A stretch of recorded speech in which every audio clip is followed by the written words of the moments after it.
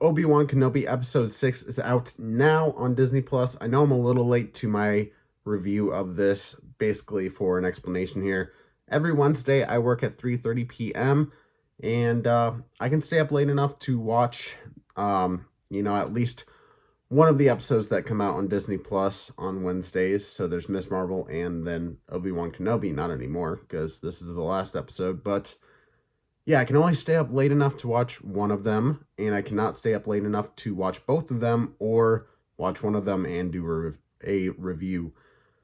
Just because, in LA, they get them at midnight, depending on where you are, it comes relatively somewhat early in the night. But for me, these episodes come out at 3 a.m., so yeah, I'm not staying up that late. And if I do, I'm not staying up late to watch something that I need to review because I'll be too tired to, be able to actually talk about it. But full of energy for the most part right now. I am ready to talk about this. This will be pretty much mostly spoilers. Right off the bat, I'm going to give you my non-spoiler review of this first season. After that, everything after that, completely spoilers. So I will warn you when that's coming up. But as for right now, let me show you my lightsaber. It's awesome. It's a shitty lightsaber, let's be honest. It cost me $5 at a baseball game where they were having a Star Wars night. By the way, there are pictures on my Instagram of that. Go check it out. I took pictures with Princess Leia. What's that one dude's name? Grand Moff Tarkin and some stormtroopers. I think there was a desert trooper and then 2 stormtroopers. There were other characters walking around, but yeah, those are just the ones I got pictures with.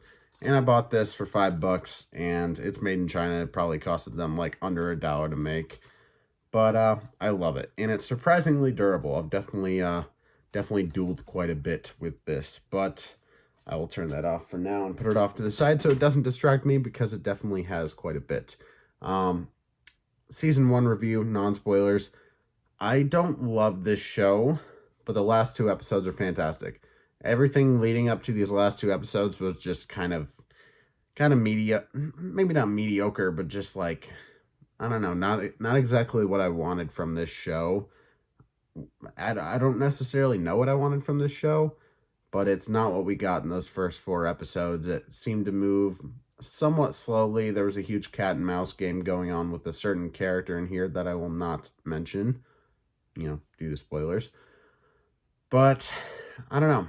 It's just not the direction I wanted it to go. Again, I don't know where I wanted the show to go. It could have done anything. I'm not just for preference or preface. Just to preface, is that a word? Right? I don't know. I might sound stupid right now, but just for context, I love Star Wars. I grew up watching Star Wars. My favorite one is probably Return of the Jedi, even though it's not that great. That's just a really special one for me because I used to watch it a million times as a kid. But yeah, I've always loved Star Wars. I don't love the prequels. Revenge of the Sith is really good. There's great parts about the prequels. Ewan McGregor as Obi-Wan. My favorite embodiment, favorite adaptation of that character is Ewan McGregor's adaptation or portrayal. Yeah, that's the word. Portrayal of that character. Yeah, Revenge of the Sith, like that fight between Anakin and Obi-Wan. Best fight in all of Star Wars. But like the originals, A New Hope, Empire Strikes Back, Return of the Jedi, those are the best ones for me. Rogue One, I think, is a really good one. Revenge of the Sith, like I said, is a pretty good film for the most part. Force Awakens isn't bad, but anything else other than that, I just hate. The one thing I will give Phantom Menace is that Qui-Gon, Obi-Wan, and Darth Maul fight. Great fight. But other than that, all the other movies I do not like at all. Except for Solo. Solo wasn't bad.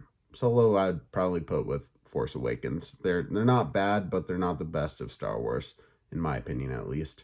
As for the shows, The Mandalorian is fantastic. Book of Boba Fett, I fucking hate it. And as for this one, I like it, but I wish I liked it more.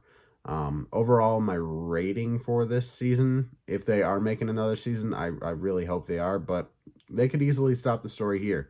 They left it open enough to where they could do stuff, but they left it closed off just enough to, you know, make it seem complete if they don't continue with it, if that makes sense.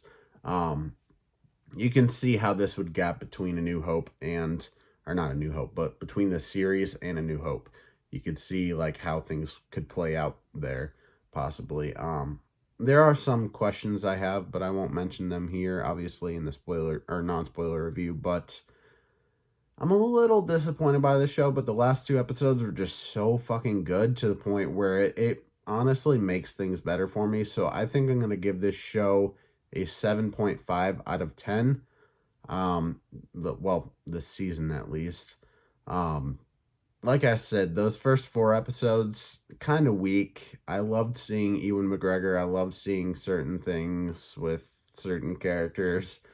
But the villain they have here, I think it's the third sister or second sister. Reva is what I call her.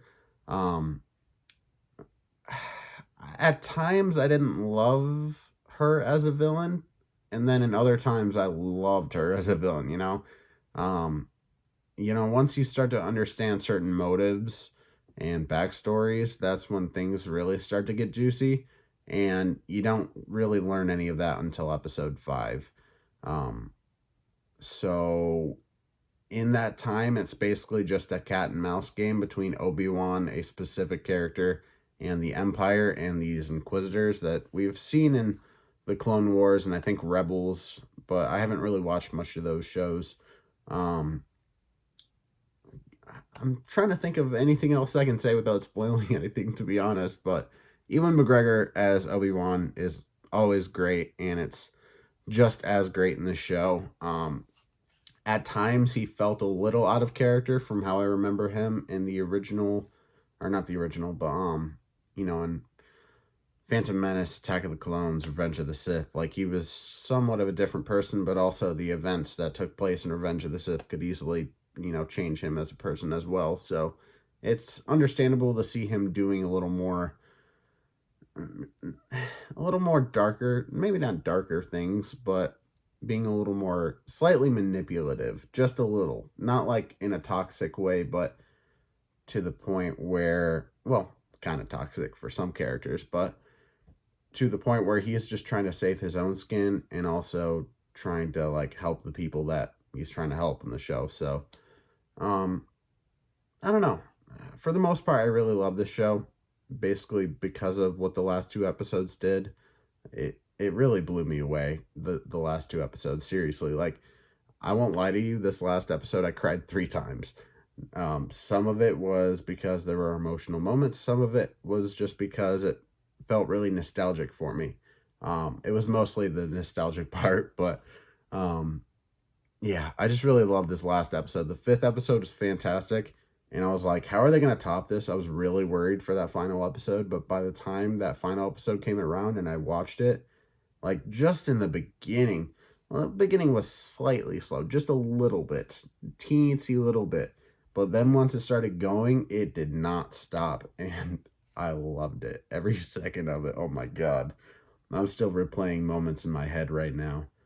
But, yeah, that's basically all I have for, the non-spoiler review for this first season and a little bit of episode 6 there at the end. But, yeah, let's get into some spoilers. So if you don't want to hear any spoilers for the first season or the series Obi-Wan Kenobi or spoilers for the last episode, I suggest you click off now. But before you do, leave a like, comment, and subscribe. By the way, people that are sticking around for spoilers, don't post any spoilers in the comments or anything like that. Let's keep it cool. But, yeah, let's talk about some spoilers. I have a huge list of notes here, and I'm basically going to do a play-by-play for this whole episode, essentially. Maybe not every moment, but, I wrote down quite a bit here.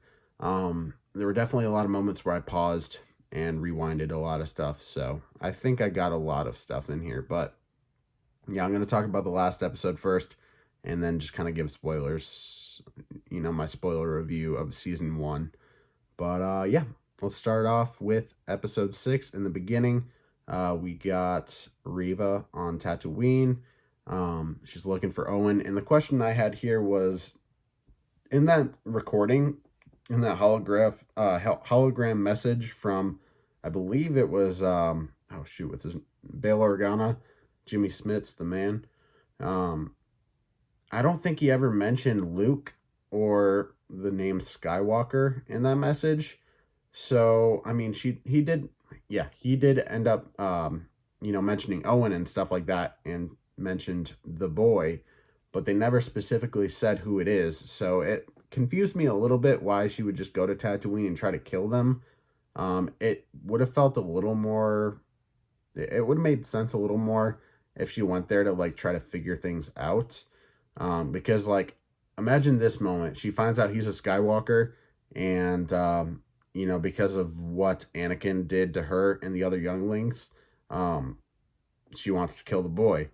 And so you could kill her off, but I think that, I think she has a really redeemable moment at the end there, so I think that would have undercut it a little bit. But at the same time, it doesn't make sense necessarily why she would be so eager to kill this boy, even though she doesn't necessarily know for sure that he's a Jedi or that he's a Skywalker. But I could be wrong. I could be misreading things. Let me know down in the comments below. Well, actually, maybe don't do that for the people that are watching the non-spoiler review. But I feel like most of the people watching this video will probably be here for spoilers, most likely. But yeah, maybe DM me on Instagram at Pop Culture Podcast if you think you have any solutions on that. But let's continue on. The refugee ship that Obi-Wan is on with all the different refugees and, Leia. That ship is getting attacked by the Empire. Vader is right on their trail, and Obi-Wan decides to basically lure Vader away from the refugee ship to come and get him because that's what Vader wants. And the Grand Inquisitor, even for a moment, he was like, we need to just keep going after these refugees and cut them off, because we can get rid of a bigger problem and then deal with him, when the time comes. But Vader, you know him, he has such a bloodlust against Obi-Wan, he just has to go for it. And that leads to one of the greatest fights in all of Star Wars ever. I'm not even fucking shitting you. Like, oh my god. Best fucking fight. This almost, I don't know if it tops it, but this could possibly top the Anakin and Obi-Wan fight from Revenge of the Sith for me. Because, oh my god, that fight was the coolest fucking thing I've ever fucking watched, dude. Oh, you know what? I'm bringing the lightsaber back out. It was such a cool fight. Sorry, this is really loud, but it was such a cool fight. And, you had Vader throwing the freaking boulders at my boy Obi-Wan, but Obi-Wan is using the Force to, like, lessen the impact or not get impacted at all from the rocks. And Obi-Wan gets out of that hole that he's in. Sorry, my phone's on low power mode. But yeah, he gets out of that hole he's in, and then he's like, you know what, Vader, fuck you. He throws rocks at this dude, and he's beating Vader. He's kicking his ass. And the lightsaber, Obi-Wan's lightsaber, ends up splitting his mask. Not completely, but just enough so you can see his face. And you can see, like, it's under prosthetics, but that's Hayden Christensen. And even with the voice, when he talks to Obi-Wan, you can hear a little bit of James Earl Jones and a little bit of Hayden Christensen. So the way I always thought about it is, like, obviously it's not James Earl Jones in that suit, and you have an actor underneath that is most likely white. Let's just say that. But the Vader thing, the voice, always to me, it felt like a scare tactic. It's kind of like what Spider-Man did in Homecoming, where he did the enhanced interrogation mode, where his voice got really deep. It's kind of like that to me in a way, where it's just in a way kind of used to scare people. It could be partially because of, trying to help him breathe, but yeah, I always thought that was cool. And just that moment of hearing a little bit of Hayden Christensen and a little bit of James Earl Jones, so fucking cool. Let me get on with the shit here. Owen and Beru fighting Reva. They hold their own a little bit. Reva's kind of injured, so they have the upper hand for the most part, but they still get bested. And Luke is on the run, and Reva's going after him. He ends up falling off of a cliff. Not a huge cliff, not like fucking Grand Canyon, but, he falls off a ledge, ends up getting knocked out, and Reva finds him, and she is trying to kill him. Like, she wants to kill him because she wants to be with the Empire and make Daddy Vader proud. But, yeah, I mean, she can't bring herself to do it. She's having these flashbacks of seeing just the evil in Anakin's eyes. She's having flashbacks of, seeing herself as Luke Skywalker.